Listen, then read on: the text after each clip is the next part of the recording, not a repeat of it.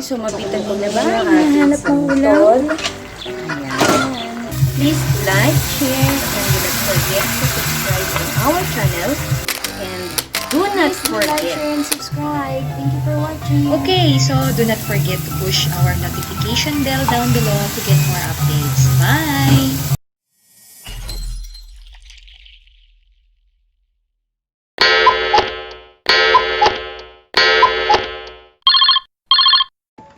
So, ito yung natira sa ating healthy banana and sweet potato muffin.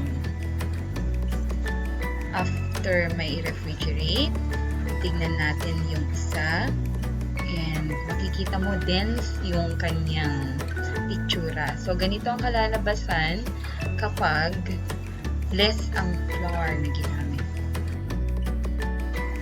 Okay, so medyo may pagka-gooey siya, pero dense.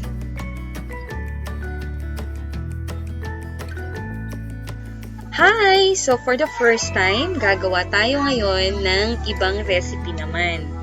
Gagawa tayo ng banana and sweet potato muffin. Okay, so ang ginamit lang natin dito ay 2 medium size of Lakatan na banana and 2 medium size na kamote. Ilaga muna natin and then mash them both at siguraduhin lang na mapipino nyo siyang mabuti. Napakarami ng healthy recipes ang nadiskubre ng marami pa nating kababayan lately. So talaga namang dapat iniingatan natin ang ating kalusugan ngayong panahon na may pandemya. Kaya ang gagawin natin, gagawa tayo ng muffin na kung saan maliles naman yung guilt feelings natin na pinakakain natin madalas ang ating mga anak o ang ating pamilya ng masyadong starchy food. Okay, so ito na yung pinaghalong banana lakatan at nilagang kamote na ang katumbas ay halos nasa 1.5 tasa lang naman. I have never used lakatan and sweet potato at the same time. Pero sa ngayon, susubukan ko siyang gamitin pareho para makakreate tayo ng isang bagong recipe na kung saan pag kinain naman ng ating mga anak ay siguradong hindi mangangasim ang kanilang mga sikmura dahil masyado itong maraming starch or flours na kasama. Diba? So, 1 cup of flour, all-purpose flour is enough.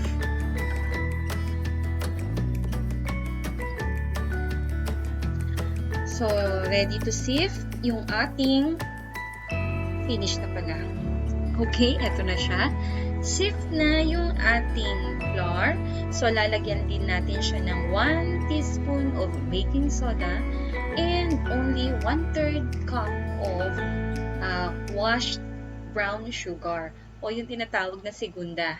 So, hindi ko na siya masyadong patatamisin at gusto nating malaman kung ano yung magiging resulta ng ating kamote con lakatan na muffin.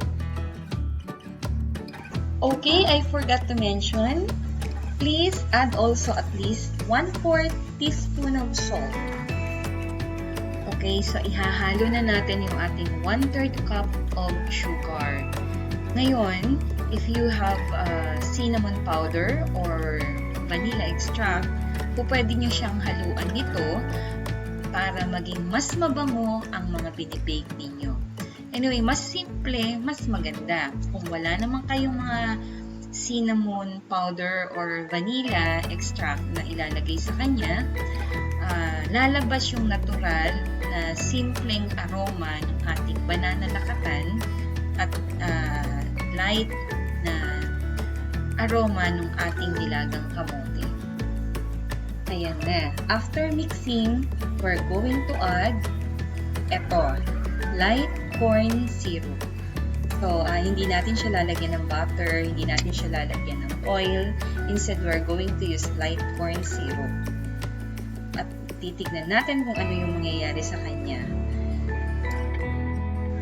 Haluin lamang itong mabuti at pagkatapos ay isama na rin natin ang isang egg, large egg.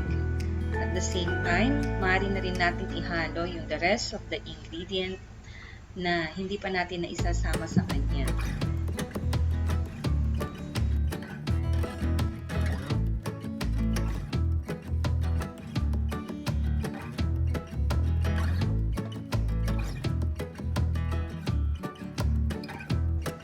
Ito na, ready to bake. So, ita-transfer na natin siya dun sa ating mold. 18 to 20 minutes for baking time sa 180 degrees Celsius. So, ito na yung ating malapuding na muffin. So, natikman na natin siya kanina at base sa naging resulta, para siyang malapuding at okay na okay ang kanyang lasa. Please do like, share, and subscribe kung nagustuhan nyo yung ating video for today. Thanks!